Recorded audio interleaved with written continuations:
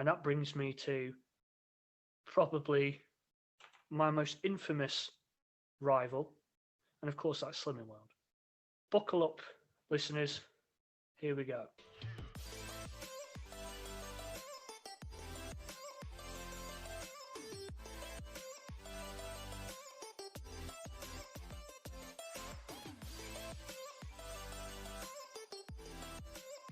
Hello and welcome to the Calm Solid Podcast, episode 6. I am on my own today for a Christmas special, and I thought, I've got loads of guests booked in all the way to like March at the moment. So they keep coming in, and I've got loads of people to have on the podcast, which I'm very excited about. Not just from the UK, I've got a lot of people coming from America and Canada as well. So very exciting stuff. But tonight I am recording a podcast on my own, which some of you may like the idea of, some of you may not. So when I knew I was going to do this for a Boxing Day Christmas special, I decided to send an email out to my email list at the start of the week. If you're not on that, there'll be some details in the description at the end of the episode. Don't worry, it's not spammy stuff. In fact, I barely even send an email a week at this point. If you're watching this now, you can see me. If you're listening over on Spotify or another podcast on audio, I'm currently sat in my office with a very nice Christmas hat on, with a little bauble at the bottom, fully getting into the festive spirit, as I do most years. Now, I know this has been a tough year for everyone. I think that is, I think that goes without saying. But I've tried to do my best to at least see the potential in this year. With people being in a lockdown, one thing I noticed that people, they really did find fitness. If there's one good thing to come from this virus, is that people realize they need fitness now more than they ever did. And there's got to be something said for that, right? And I'll be honest, I was busy. I was busy because people wanted to get fit.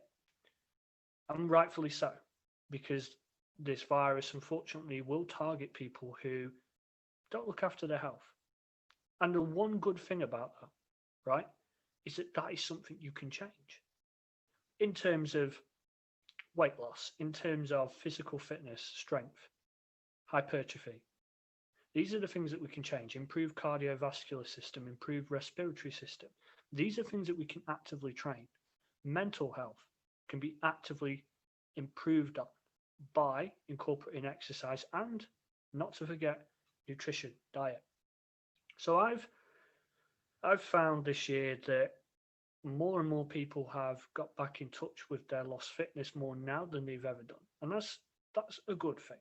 So it's not all doom and gloom, despite the terrible year that we've had. So I sent out an email to my email list last week because I knew I was going to do this episode on my own. And I thought, rather than just coming on for half hour and just absolutely rambling, I've listed, I said to people, what are the top 5 things I should talk about? And I got a good amount of responses, actually. And people did fill out the quick poll/questionnaire on the email. If you didn't get that, it's because you're not on my email list. Go and join it. And basically, the 5 topics that came up are, and these are the things I'm going to talk about, all right? Hating fats. And I'll give you just one guess as to what I'm going to talk about there. Of course, that was the top topic. Skinny coffee, fantastic. Exercise for fat loss, which is an interesting one. I didn't expect that one to come up, but I'll happily talk about it. Breakfast ideas. Now, I get that question. If I could give you one of the top questions I get asked as a personal trainer, without shadow of a doubt, it is always, what should I have for breakfast? What ideas have you got for breakfast? So we'll talk about that. How to lose belly fat. Very, very common question. I'm sure most of us have that question. Hard one to answer that. because there isn't just one answer. There kind of is, but I'll go into that. And that's the 5. And then I've just added my own as well at the end, which is just a little bit about calories and metabolism, particularly over Christmas. Now my head's getting really warm now under this hat. It may come off by the end of this, before the end of this episode. Doesn't help as well. I've got my coffee, my hubby coffee, because that's what I am, an A-class husband. Now, you can probably see my excitement to get stuck into this little list of topics. How long we've been recording so far? I'm already 5 minutes in. This is going to get good. So, the first thing I want to discuss is healthy fats and hating healthy fats. Now, we're going to get into Slimming World in a moment. But hating fats is one of the common problems I see. I'm trying not to move in my chair too much because the microphone is so strong it's going to pick it up. But I've got like a rickety office chair. Comfy, but rickety. So hating fats. Now, one thing I see in my gym, because I own a gym too, when I see members come in that are usually of 45 and over, I tend to see problems health-wise with their joints. I tend to see problems health-wise with their immune system. Now, mainly joints linked to arthritis. Now, what do I tend to see here? I tend to see that a lot of the people, not just ladies, men too, but mainly ladies, and I'm going to get into why. I tend to see ladies come in and come close to rheumatoid arthritis, or start with the pain in the knee joints and the most common joints, the elbows, the ankles, and the knees, right? And I tend to find that they've got one thing in common. And it's that these people, mainly ladies, have been stuck in this mentality, this diet mentality. They have followed these diets for a very long time, restrictive diets that is. And most of those diets, outside of keto or intermittent fasting, will target fats as their primary source of a calorie deficit. Now, the reason they do that is simple, right? Fats contain more calories per gram than carbs and protein. Very simple. In fact, they contain 9. And because of this, it makes sense that if we reduce our fat intake, we will by rights drop into a calorie deficit. The problem with that, though, is that they don't distinguish the difference between healthy fats, fatty acids that are essential to our body and our bones, and bad fats. And the problem is most people hear the word fats and they automatically just assume it's all bad. Now, of course, deep down, we know that's not true, but we believe it anyway. Now, these diet companies don't care. They only care about making your money, repeat business. They're a business at the end of the day, an unethical one at that. As long as the money keeps coming in, they'll keep printing out this nonsense. And you're going to believe it. And you're going to believe it for 20 to 30 years, to the point where you've restricted your healthy fats, your omega-3s, 5s, and more, right? You've restricted them so much that over time, the joints, the bones, start to fail. The lubrication around the joint capsules start to fail. And is this reversible? Yeah, of course it is. But after so many decades of following these stupid diets, this tends to happen. So that's the immediate problem I tend to find. And listen, this isn't me making any kind of scientific claim here. This is not, don't snap this part of the episode about, oh, Callum said this. No, I said I find in my experience from asking people, they all tend to have the same problem with their joints. In some cases, that goes further into arthritis, rheumatoid arthritis, and becomes an irreversible problem. And what do their dietitians, GPs tell them to do? Have a healthy fat diet. So it's very obvious to see here. And what happens, guys, is when we reduce our fats, we have to eat something. And it's very hard to get protein, though we could all do with more of that. So we tend to eat loads of carbs. And that brings me to probably my most infamous rival, and of course that's Slimming World. Buckle up, listeners. Here we go. I have to sip the coffee before I do this. Now then, this might not be the rant you think it's going to be. I want to make something very clear because I don't actually talk about this that often. I have my little digs on my posts or might answer people. But I'm going to be honest here. This is not going to be an absolute bashing of Slimming World. I'm not daft. I recognize the good that it can do. I recognize that it can help people. I understand that. So what is my problem? My problem with Slimming World is the ethical approach that they take. So here's a couple of things. Number one, what I just spoke about with fats. The Slimming World sin system is flawed. It's hypocritical, contradictory, makes no sense. Here's one example.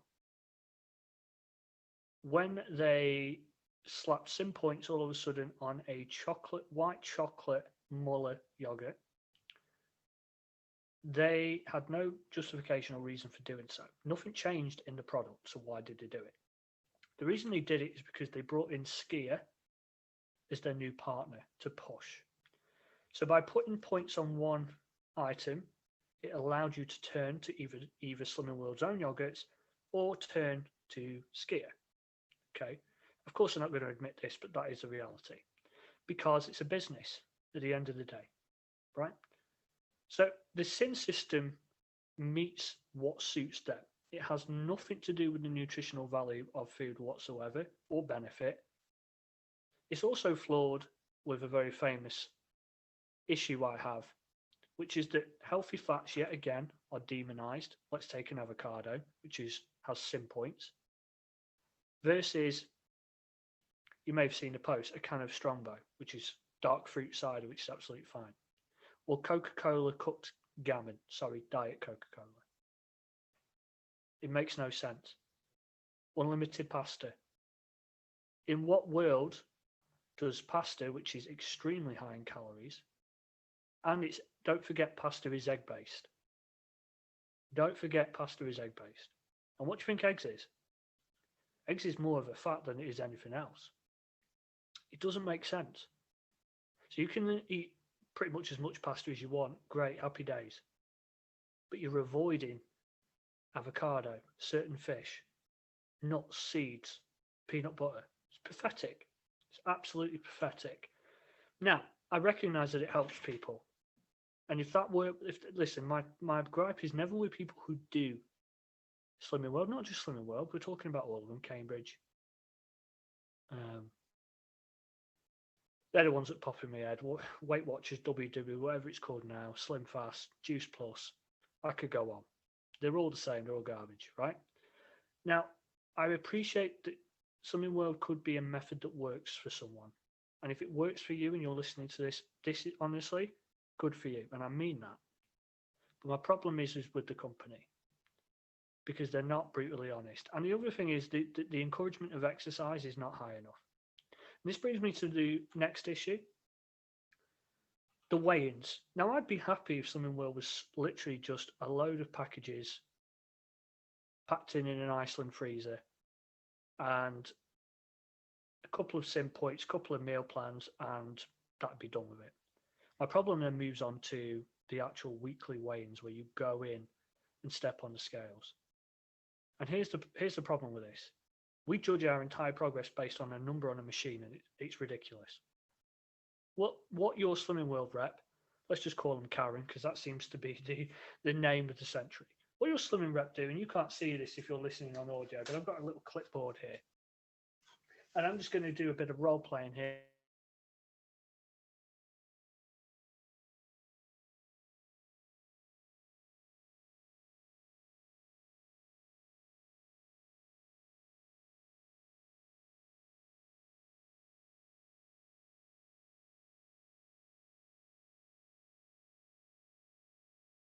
In front of everyone, makes you feel awful. Oh, let's call you Sam.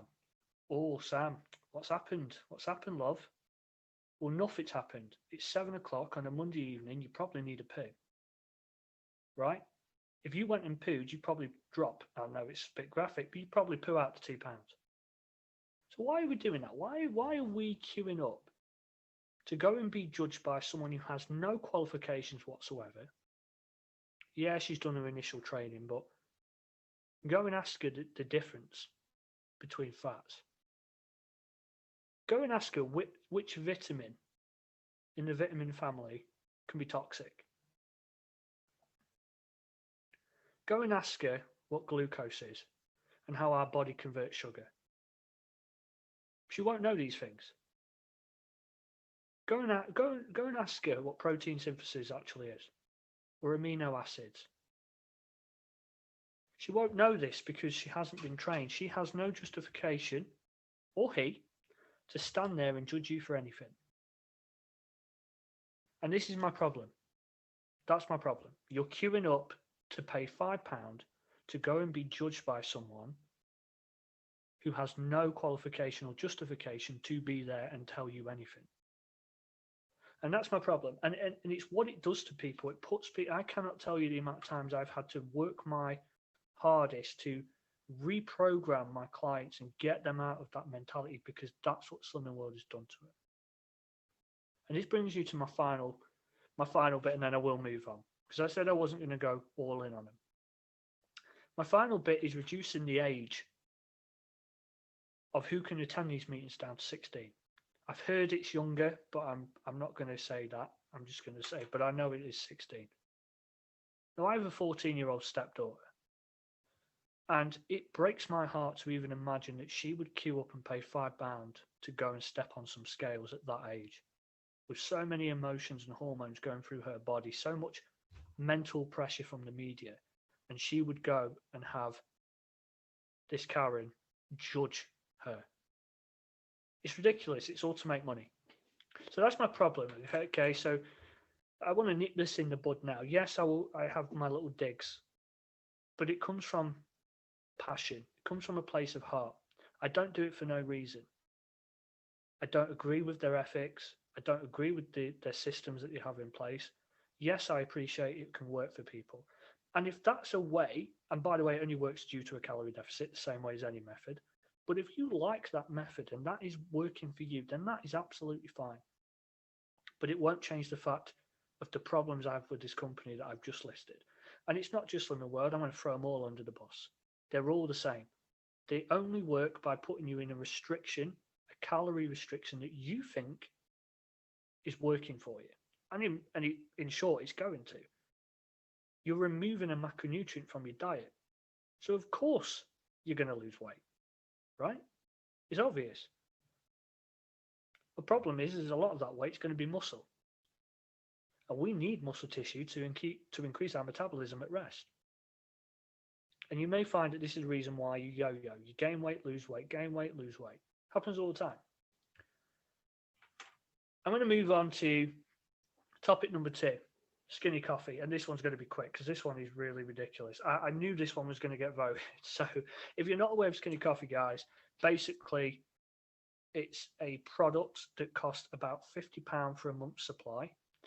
And I'm not going to mention specific companies, but some of them do make bogus claims that these products contain fat-burning coffee beans. Wow, think about that. I'm going to have a sip of my coffee right now. Oh, I can feel it. I can feel it harnessing away at my fat cells right now. Wrong, doesn't work. It's nonsense. They don't exist. I'll be honest here. Coffee, or caffeine more specifically, is an appetite suppressant. So if your appetite is suppressed, you eat less. There's a pattern here, guys. See where I'm going with this? Calorie deficit. It's that simple. Every single thing I'm going to mention here is a calorie deficit. It's how we approach it, the way we approach it. And skinny coffee's not it. Yeah, so one thing you could do, what they've essentially done is grab some coffee, charged a ludicrous amount of money for it, put on some bogus claims, and technically these claims are true. You can burn fat on coffee because it makes A, it suppresses your appetite, and B, you're going to poo it out, right? So it will clear your system. However, fat burning coffee beans do not exist.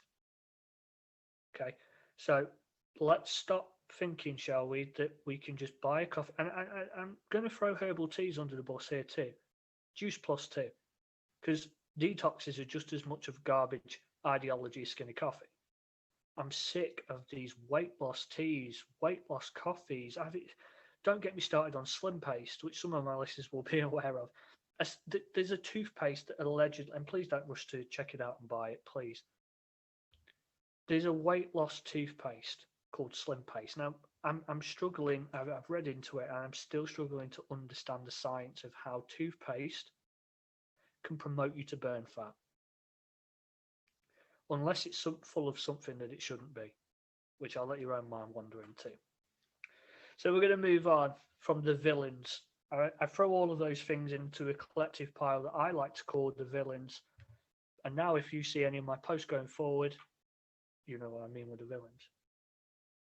Number 3, exercise for fat loss. I get this one often. I was surprised this one came up, actually, because I didn't get it as often, but I'm glad it does. So a lot of people want to say, exercise. Let's bring it out from nutrition and diet a little bit. Let's talk about exercise, right? What exercises are suitable for fat loss? Now, most people think cardio is for fat loss. Strength training is for gaining weight, right? And while that may be true,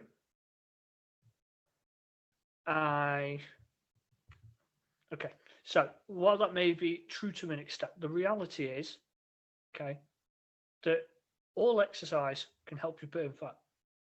Just moving is the key there. Now, strength training has its bonus. So, strength training will build muscle, will break down muscle and rebuild it via the nervous system.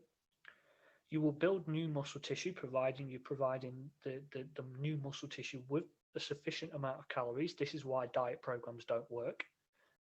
Because the more muscle tissue we have, the faster our metabolism will raise. And don't forget, metabolic means fat burning. So metabolism is your fat burning fuel source, right? It's like your engine. And you keep this engine ticking. You can keep this engine ticking permanently. You can, I always say, like, increasing muscle mass is like going from a 1 litre to a 1.6 engine.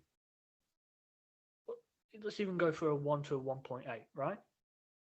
Turbo diesel engine, which might be banned in a few years, I heard. Anyway, of course, the bigger the engine, the more fuel it requires. So if you're building muscle, you're going to require fuel. You're going to require more calories. So you have to remember, we want to exercise, do resistance training, we want to build muscle, but we need the right sufficient fuel to do so. And if we are on massive restrictive calorie deficits, yeah, sure, the weight might go down, but that doesn't mean it's going to be necessarily be body fat. A lot of that's going to be muscle tissue. Your body is quite resourceful. It will get rid of what it needs less. So if you're not actively training, your body's not going to hold on to a lot of its muscle tissue. So cardio is obviously the king of actually burning calories, right? Of course, running on a treadmill for 2 hours is going to burn a lot of calories. But you want to find a balance. There is no perfect exercise for fat loss.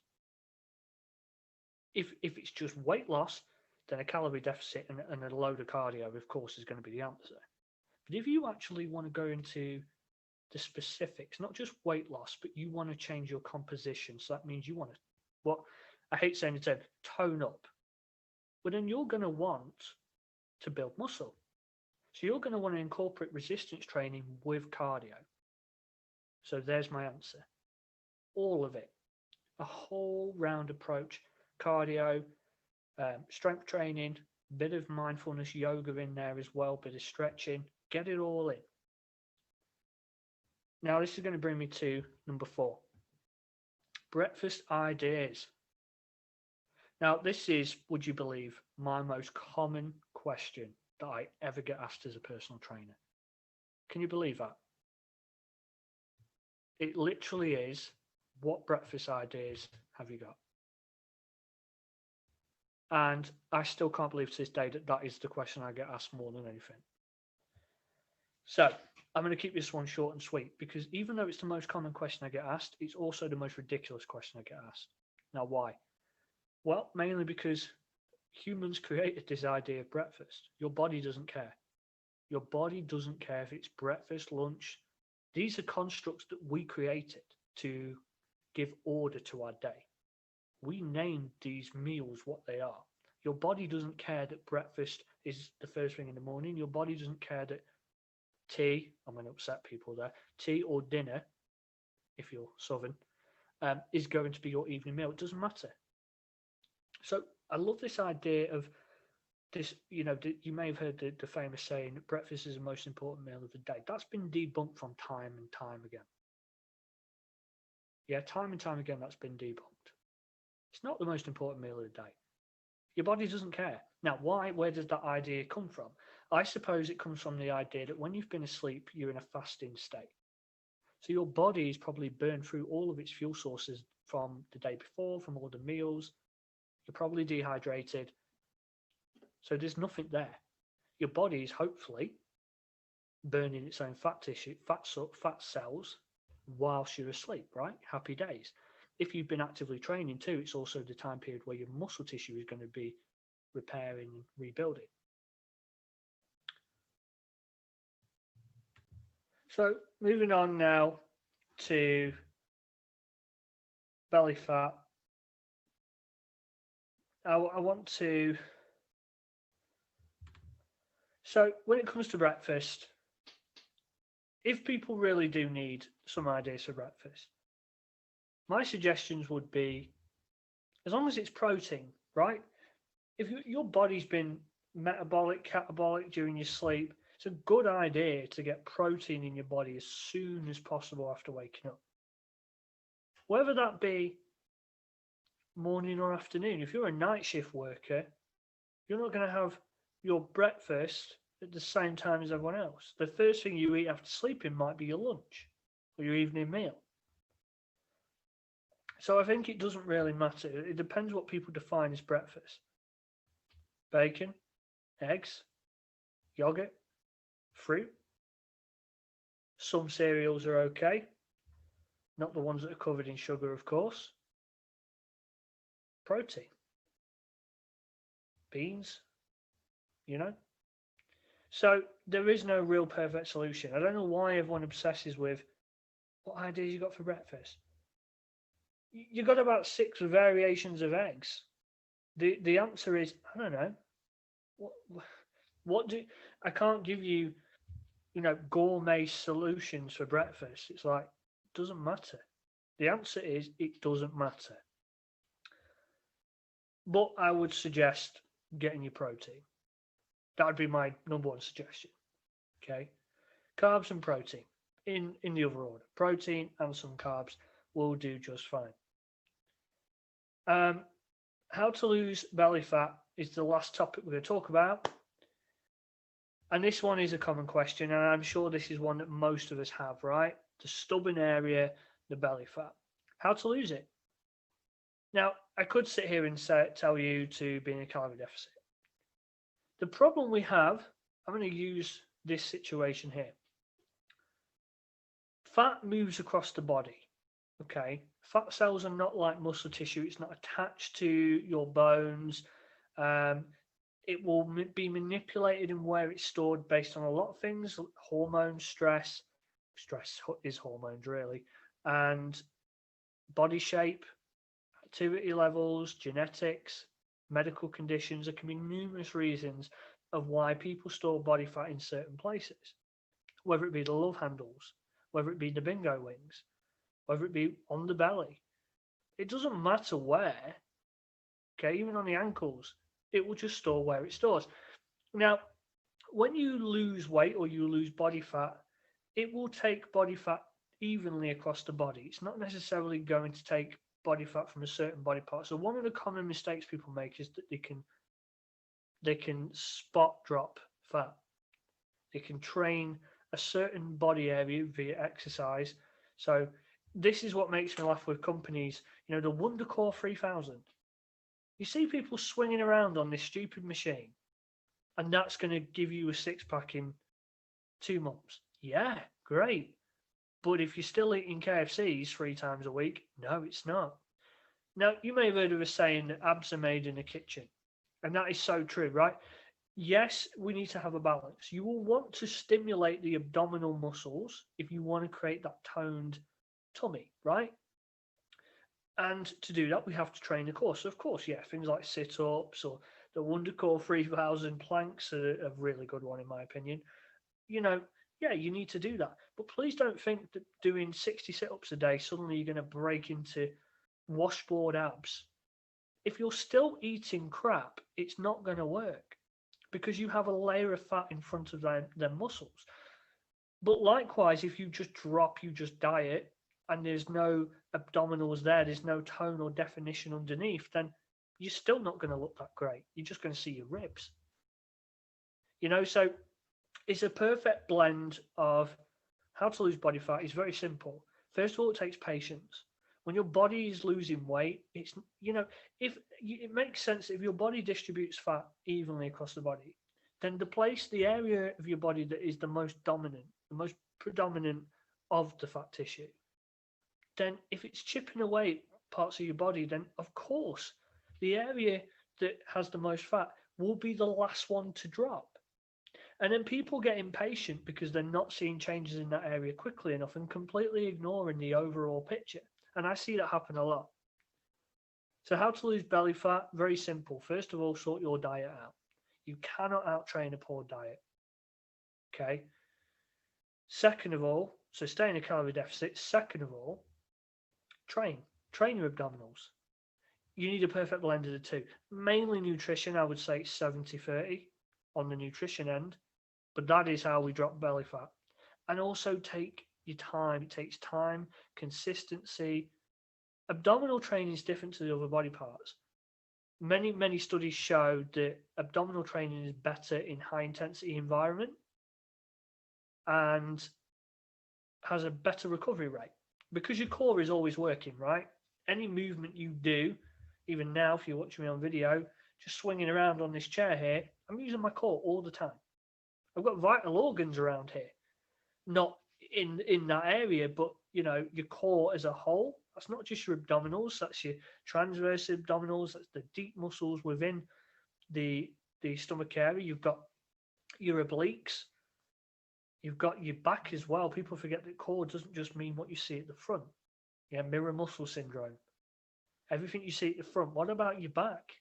Your lower back as well. So your core is not just a case of doing 60 sit-ups a day and thinking it's just going to magically burn through fat. So that's my advice on those tips. So if you sent your email in or you responded to my email list, guys, and you listened to us, I'm very grateful. Thank you for doing that. It gave me a great conversation to talk about on this episode. And I did say then I was going to add a little bit of my own, and that was calories and metabolism. Metabolism is the key word that people, it's hidden in plain sight, guys.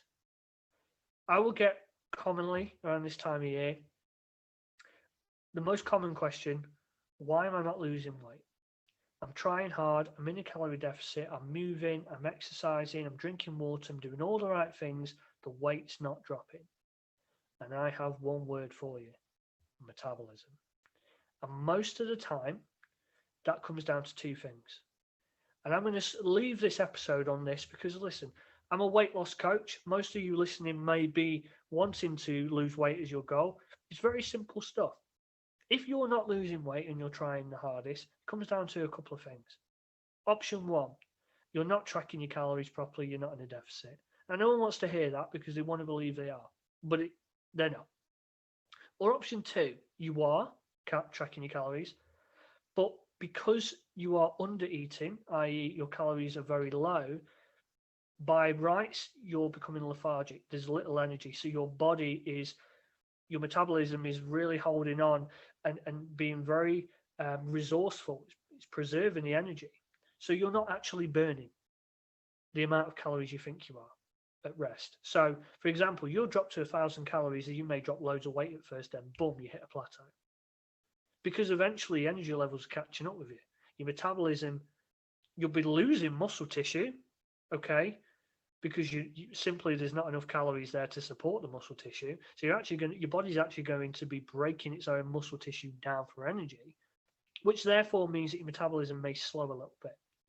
And that's going to, so suddenly that 1,000 calorie deficit is no longer a deficit. So it's not always a case of, I always say there's 8 billion people on the planet, or more now. Everyone has the same physiology. Okay? Nothing overrides the law of thermodynamics. Okay? If there is heat or energy being burned, there needs to be energy coming in. And it's this simple. As long as there's more being burned than coming in, the mass of that situation needs to change. And in your case, that's your body. So weight loss is a very simple principle. If you are moving more than you're consuming every day, your body is forced to burn its own resources.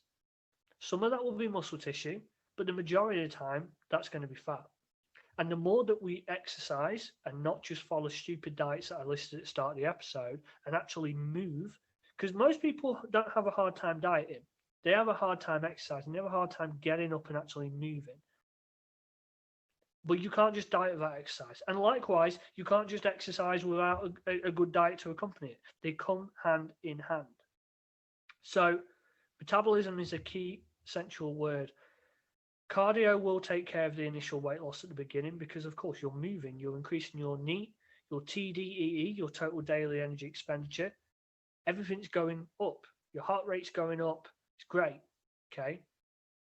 But you need strength training to increase that metabolism at rest, because the more muscle tissue that you can generate, the more calories you will burn, because it requires energy, right? If you build muscle tissue, that for your body to hold on to that muscle tissue, it needs energy, and it will burn through it. So metabolism is a key word here. So if you're not losing weight, it's because your metabolism is slowing down because of something you're doing, and you need to speed that up.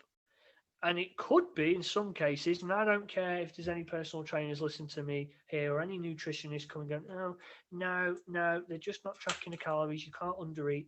No, I know you can't undereat. I'm not saying that. I'm not stupid. What I'm saying is a lot of the problems I see, I've had a lot of clients that have come to me. Okay. Perfect example. I did a weight loss competition once a couple of years ago. I had a woman stop me halfway through this 6-week competition. She'd lost a couple of pounds and she was like, Callum, I'm not losing. I'm thinking about giving up. So I delved into it. She was on 1,200 calories, but she was actively training three to 4 times a week. I said, bump those up to about 1,700. What? Yeah, eat more. That's exactly what I'm saying. Eat more. Your deficit's too low. Right? Now, obviously, it's not too low. I mean, if you're starving, you will lose weight. It's not we're not reinventing the wheel here. However, it comes down to what I just said, metabolism. You're not feeding that metabolism that you're trying to increase by building this muscle tissue. Your body is holding onto a lot of water retention. It's contributing to the scales. You think because you're on 1,200 calories, you should be losing weight, but in actual fact, you're probably not burning 1,200 calories because you're lethargic, you're low of energy. Your body always finds a way to counteract what you're doing to it. Does that make sense? So I told her to bump up to 1,700 calories. She did just that. She went on to lose a further 8 pounds and she ended up winning the entire competition. And that is a true story.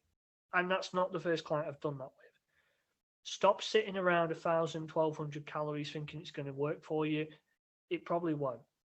And you'll end up in a plateau. And it's very hard to break a plateau once you're in one.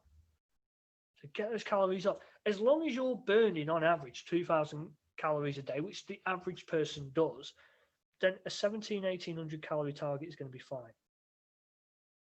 Yeah. So there's calories and there's metabolism. So I can hear my music from downstairs. Hopefully you're not picking that up on the podcast. So yeah, There's my. How long have we been rolling for? A good 45 minutes at this point. So I've taken up the entire podcast, just me waffling. But they were the topics that were voted for by my people on my email list. I appreciate that. Thank you for doing that.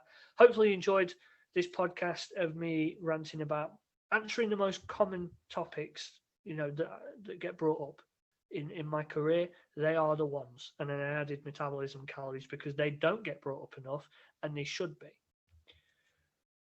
So I'm going to be having a guest again next week.